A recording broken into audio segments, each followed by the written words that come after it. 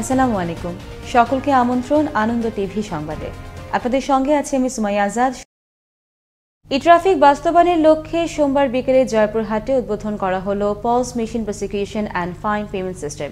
জেলা পুলিশের আয়োজনে শহরের 0 পয়েন্ট এলাকায় উদ্বোধন করেন পুলিশ সুপার মোহাম্মদ সালাম কবির। এতে উপস্থিত ছিলেন অতিরিক্ত পুলিশ সুপার সাজ্জাদ হোসেন সহ পদস্থ কর্মকর্তাবৃন্দ। উদ্বোধনের দিনে যে সকল যানবাহনের প্রয়োজনীয় কাগজপত্র পাওয়া যায়নি সে সকল গাড়ির সংশ্লিষ্ট ব্যক্তিকে পলস মেশিনের মাধ্যমে জরিমানা করা হয়।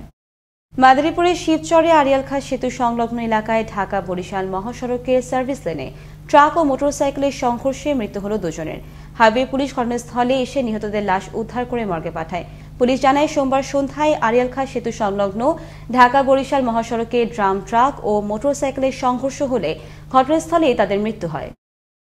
ফরিদপুরের সদরপুর উপজেলায় অপহরণের 5 দিন পর মঙ্গলবার ধান খেতে উদ্ধার করা হল শিশু রোমানের মরদেহ।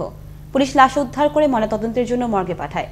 ঘটনাস্থল পরিদর্শন করে অতিরিক্ত police super Bhanga circle Fahima Kader Chowdhury এবং সদরপুর থানার officer in charge SM Tuhin Ali.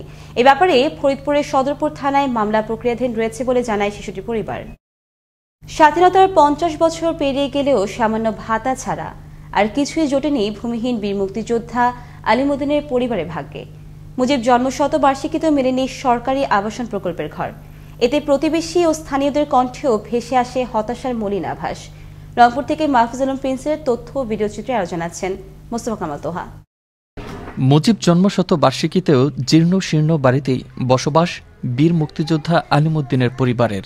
স্বাধীনতার 50 বছর পার হতে চললেও থাকতে হচ্ছে রংপুর নগরীর উপকণ্ঠ সিও বাজারের এ ভাঙাচোরা ঘরে।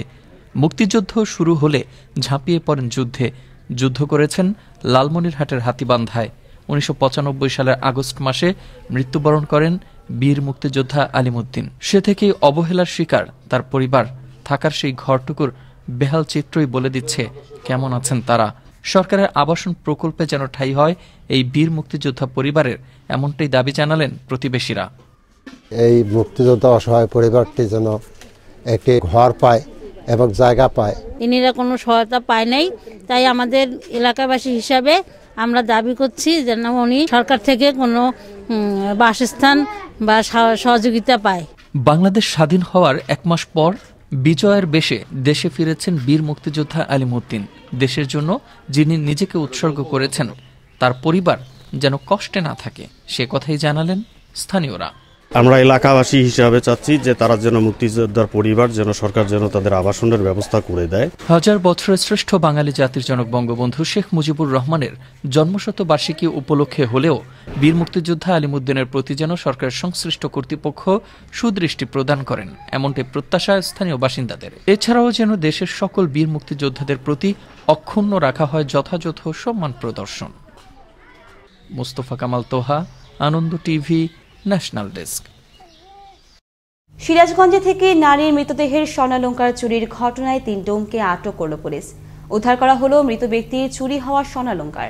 সিরাজগঞ্জ সদর থানার ভারপ্রাপ্ত কর্মকর্তা জানান, বাস ও ট্রাকের চাপায় রিকশা আরোহী শিক্ষিতা ইরফাত সুলতানা রুনি ও তার ছেলে ও মেয়ে নিহত হয়। পারিবারিক থেকে ময়নাতদন্ত না করার আবেদন করে নিহতদের মরদেহ মর্গে থেকে বাসায় নিয়ে যাওয়া হয়। এ সময় নিহত রুনির শরীরে স্বর্ণালংকার না পেয়ে তারা থানায় অভিযোগ দায়ের করলে পুলিশ তাদের গ্রেফতার করে। জিজ্ঞাসাবাদে তারা চুরির কথা স্বীকার করে। এই ছিল এখনকার মতো।